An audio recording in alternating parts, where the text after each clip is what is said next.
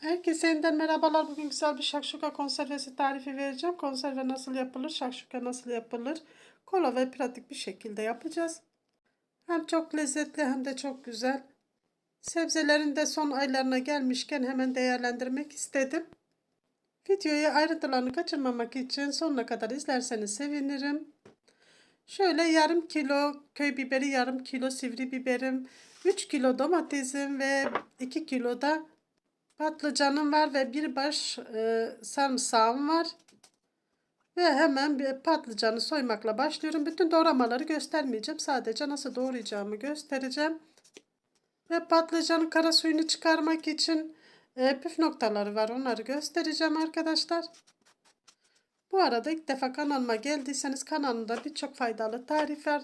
Siz de kanalıma destek olmak için kanalıma abone olup zil bildirimi açıp videolarıma yorum ve beğeni yaparak bana destek olursanız çok sevinirim. Patlıcanımı alacılı soydum ve küp küp doğradım.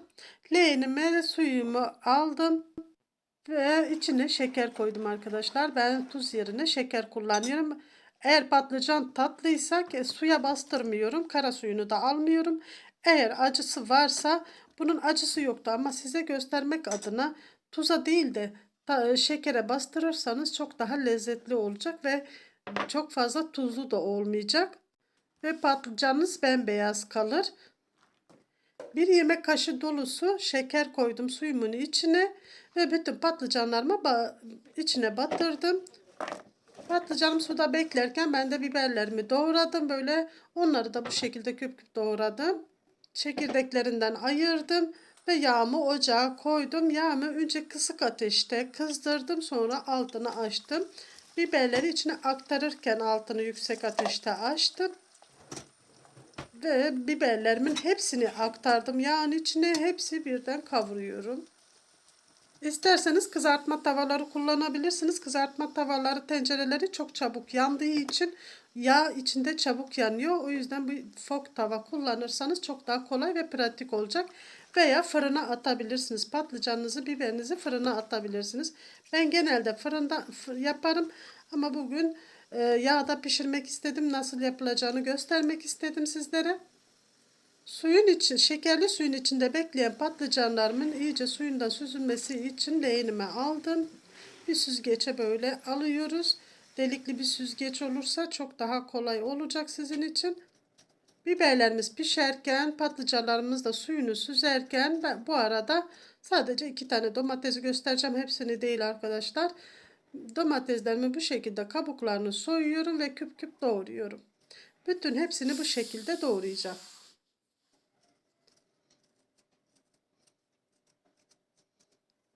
İsterseniz kabuklarıyla beraber de yapabilirsiniz. Domateslerin kabukları ince ise kabuğuyla beraber de pişirebilirsiniz.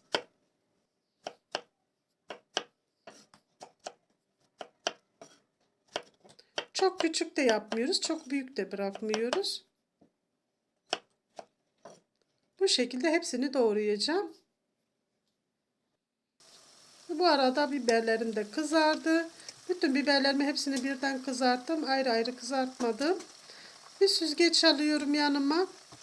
Süzgecin plastik olmamasına dikkat edin. Çünkü biberlerimiz çok sıcak. Çelik süzgeç kullandım. Hemen çelik süzgecin içine koyuyorum ki fazla yağlarını da süzsün diye, çok yağlı olmaması için bu işlemi yapıyoruz. Ve yağımız sıcakken hemen biberleri çıkardıktan sonra patlıcanları da aktarıyorum. Bu arada biberlerin içinde kalmış olan o çekirdekler yağın içinde, onları da mutlaka alın, fazla yağınız yanmaması için. Yağınızın yanmaması için mutlaka önce kısık ateşte kızdırın. İyice ısıtsın. Ya iyice böyle kızarma aşamasına geldikten sonra sebzelerinizi içine aktarın ki yağınız yanmasın. Dediğim gibi böyle çok fazla kızartma yaptığınızda kızartma tencereleri kullanmayın. Onlar yağı çabuk yakıyor. Dumanlar çıkıyor. Yağınız israf olur, yazık olur arkadaşlar. O yüzden mutlaka böyle fok tavalar kullanırsanız çok daha iyi olacak. Ya fritözünüz varsa onda da yapabilirsiniz. Veya fırında çok az yağla da yapabilirsiniz. Bakın benim yağımda ne duman çıkıyor ne de yandı. Siz de aynı bu şekilde yaparsanız çok güzel olacak. Ve kızaran sebzelerimi çelik süzgecin içine aldım yağları süzülsün diye. Bol yağda kızarttığımız için çok fazla karıştırmamıza gerek yok. İlk attığımızda biraz karıştırıyoruz ve bırakıyoruz. Sadece bir kere ters çevirmek adına bir kere daha en sonda karıştırıp patlıcanlarımızı ve biberlerimizi o şekilde çıkarıyoruz. Bu arada onlar pişerken ben de sarımsaklarımı ve domateslerimin hepsini doğradım. Patlıcanlarımı hepsini pişirdikten sonra başka bir tencere alıyorum ve içine sarımsaklarımı aktarıyorum. Pişen yağımdan sadece bir kaşık alıp sarımsaklarımı kavurmak için kullanıyorum. Başka yağ koymuyorum. Zaten patlıcanlarımız ve biberlerimiz yağlı olduğu için ne kadar yağını süzdürürsek de kurutsak da mutlaka biraz yağ kalıyor içlerinde. O yüzden fazla yağ koymuyoruz. Sadece bir yemek kaşığı yağla sarımsaklarımı kavurdum ve üzerine domateslerimi ekliyorum. Sarımsak sevmiyorsanız kesinlikle eklemeyin. Tamamen sizin damak tadınıza bağlı, isteğinize bağlı sarımsak ekleyebilirsiniz. Ama şakşukaya sarımsak yakışıyor arkadaşlar. Domateslerimi de ekledim ve 2 yemek kaşığı kaya tuzu ekliyorum ve size bir püf noktası vereceğim arkadaşlar. 1 yemek kaşığı şeker ekleyin mutlaka domatesinizin üzerine. Hem asit dengelemesi için hem de gerçekten çok lezzetli oluyor.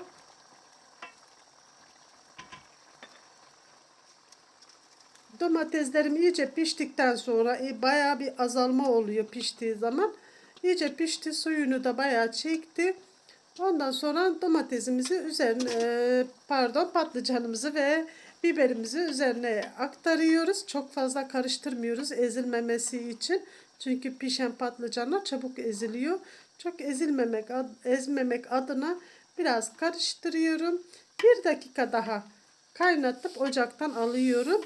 1 dakika kaynatıyorum ki hepsinin ısısı aynı derecede olsun ve konservelerimizin içine aktarıyoruz. Siz bu işlemi konserveye aktardığınız anda ocağın başında yapın. Şimdi ben kamera açısından göremeyeceği için hemen masama alıyorum. Bakın bu da süzülen yağ arkadaşlar. Bayağı bir yağ süzüldü. O yağı tekrar içine koymuyoruz. Ve şakşukamı aldım, masama aldım ve hemen bu işlemi çok hızlı yapıyoruz. Hemen konservelerime aktarıyorum. Dediğim gibi siz hemen ocağın başında yapın bu işlemi. Sıcak sıcak yapın bu işlemi. Daha iyi olacak. Benim de hala sıcak. O yüzden bu işlemi çok hızlı yapmak gerekiyor. Ve ben yarım kiloluk kavanozlar kullanıyorum. Siz böyle 250 milimlikler küçükleri kullanırsanız daha iyi olur. Benim elimde kalmadı. Konservelerim, kavanozlarım hepsi bittiği için elimde kalanları değerlendiriyorum. Çünkü tek kullanımlık yaparsak şakşukaları, çünkü kızartma olduğu için tek kullanımlık yaparsak çok daha iyi olacak. Tabii kalabalık aileyseniz böyle büyük yarım kiloluk 1 kiloluk yapabilirsiniz. Ama daha az kişi ise tek kullanımlık kavanozlar yaparsanız yani bir kere de açıp bitirirseniz iyi olacak.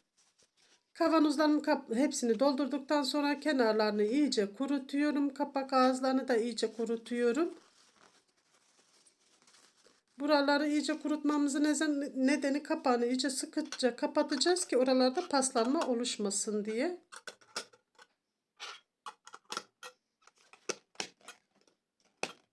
Ve sıkıca kapatıyorum. Kapakları kapatma şeklini biliyorsunuz. 2 geri 1 ileri sıktığınızda zaten kendiliğinden otomatikman sıkılaşıyor. Kapak kapanıyor.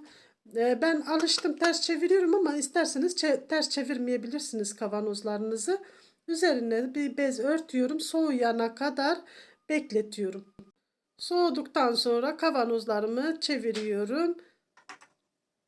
İsterseniz bir gece de bu şekilde kalabilir. İsterseniz soğuyana kadar kalabilir. Bu kapakları mutlaka içe çökük olacak. Bombeli olmayacak. Kenarlarda sızıntı olmayacak. Eğer sızıntı varsa bombeli ise mutlaka o kavanozları hemen açın. Afiyetle yiyin. Hiç bekletmeyin, kaldırmayın. Ben bir tanesini açıp göstermek istiyorum. Çok güzel vakumlandığı için yine çok zor açıyorum. Kavanozlarım ziyan olmasın diye tekrar kavanoz satın almayayım diye Kapakların her zaman üst kısımdan deliyorum ki zaten kapağı ikinci defa kullanamıyoruz. Kapakları atıyorum, kavanozları tekrar tekrar kullanabiliyoruz. Hemen bir tane göstermek istiyorum şöyle.